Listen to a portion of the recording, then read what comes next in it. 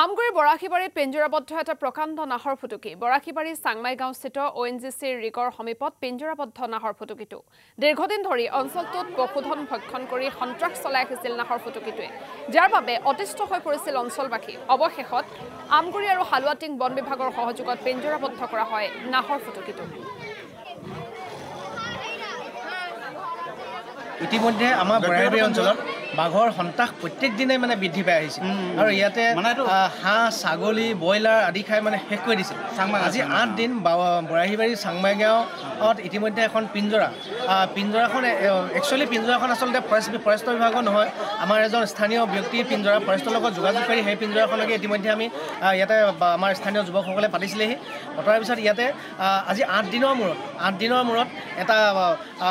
নাহৰ ফুটুকি বাঘ ডাঙৰ ফুটুকি বাঘ ইতিমধ্যে পিঞ্জৰাবদ্ধ হৈছে আৰু যে এই বাঘটো ইয়াতে মানে ওচৰৰ কোনো অভয়াৰণ্যত নহয় এই বাঘটো আঁতৰৰ কোনোবা দূৰৰ অভয়াৰণ্যত দিবলৈ আমি আহ্বান জনাইছোঁ যিহেতু ইয়াত অত্যন্ত বাঘৰ বৃদ্ধি হৈছে ইয়াতে বাঘৰ পোৱালি আছে ইয়াতে বাঘৰ মাক আছে তিনিটাকৈ পোৱালি ইতিমধ্যে মানুহে দেখি আছে প্ৰত্যেক দিনাই ঘৰৰ মানুহৰ ঘৰৰ ভিতৰত সোমাইছে